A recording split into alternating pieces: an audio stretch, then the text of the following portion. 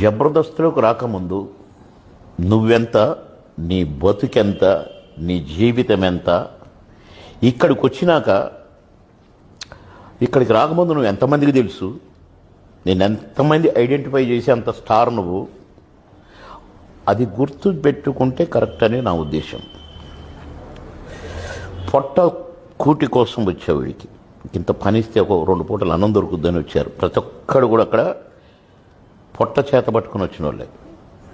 సరే, సినీ రంగంలో కూడా 24 క్రాఫ్ట్స్ ఉంటాయి, అలాగే వస్తారు, పని కోసమే వస్తారు. వచ్చింది నేను తప్పట్లేదు. వచ్చినాక నీకు నలుగురు గుర్తుపట్టేసరికే నీ కన్ను నెత్తికెక్కితే మల్లెమాలంటే ఎవరు? చిత్రసీమకే ఒక తండ్రి, ఎంఎస్ రెడ్డి గారు ఆయన పేరు. మల్లెమాల అనే తండ్రి గారి పేరు పెట్టి ఈ జబర్దస్త్ నడిపేది ఎవరు? ఒక అంకుశం లాంటి సినిమా తీసిన శ్యామ్ ప్రసాద్ రెడ్డి. 4 కళాకారులను తయారు చేయాలని పెట్టారు.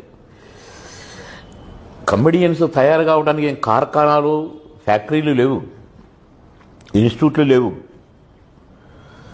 ఏదో అప్పట్లో అరేలం గారు, రమణారెడ్డి గారు, పేకడికి వాళ్ళు ఏదో నాటకాలలో చిన్న చిన్న ఏదో కామెడీ చేసి అట్లా వచ్చిన వాళ్ళే. ఇవాళ 40-50 మంది కమెడియన్లు ఉన్నారు. ఎక్కడి నుంచి వచ్చారు?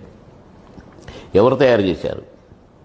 ఎవడు అన్నం పెట్టి పోషించి వాళ్ళని తెచ్చారు, నేర్పి?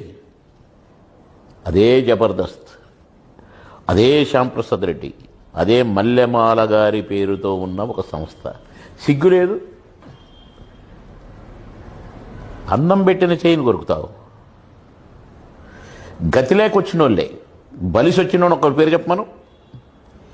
ఈడికొచ్చి స్కూటర్లు కొనుక్కొని, ఈడికొచ్చి ఒక ప్యాంటు షర్టు కొనుక్కొని 2 పూటలు అన్నం తిన్న వాళ్ళు ఇలాంటి మాటలు మాట్లాడితే సంస్కారం కాదేమోనని నా ఉద్దేశం. కానీ ఆ సంస్థ ఎంతోమందికి అన్నం పెడుతుంది.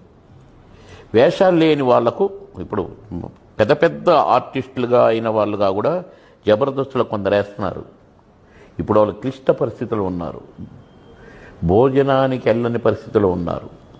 నెలకు ఒక 2 సార్లు ప్రోగ్రామ్ ఇస్తే ఆ నెల గడిచిపోతున్న వాళ్ళు చాలామంది ఉన్నారు. ఆడ వీడెవడో బలిసి, నేను చెప్పిన కదా ఇందాక 5,000 ఒక రకంగా ఉండవని, అదొక రకం అనుకో, చిటికెన వేలు లాంటిది. కనుక అన్నం పెట్టిన చేతిని కరవకూడదు, తప్పు. ఆ అన్నం దొరకకుండా అయిపోతుంది. బహుశా ఈ మాట్లాడిన వాళ్ళకు మళ్ళీ ఒక 6 నెలల తర్వాత వీలైతే నీ టీవీని పెట్టి ఇంటర్వ్యూ చేయి, వాడి బతుకు ఏమైందో. ఎందుకంటే అన్నం పరబ్రహ్మ స్వరూపం. ఆ అన్నాన్ని చందనాడుకున్న వాడికి ఇది దొరకదు.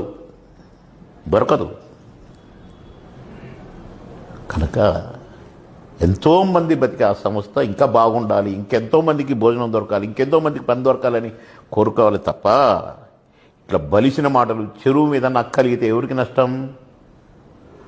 నక్కకు నష్టమా, చెరువుగా? కనుక ఈ చెరువు మీద నక్కలిగిన పద్ధతుల్లో వాళ్ళు వ్యవహరిస్తే వాళ్ళ మడుగే ఎండుద్ది, చెరువుకి ఏం కాదు. అది చెరువు. మల్లెమాల, శ్యామ్ ప్రసాద్ రెడ్డి అంటే ఒక సముద్రం. వాళ్ళు ఎవరు సొమ్ము తినరు, 4 అన్నం పెట్టి మిగిలింది తింటారు.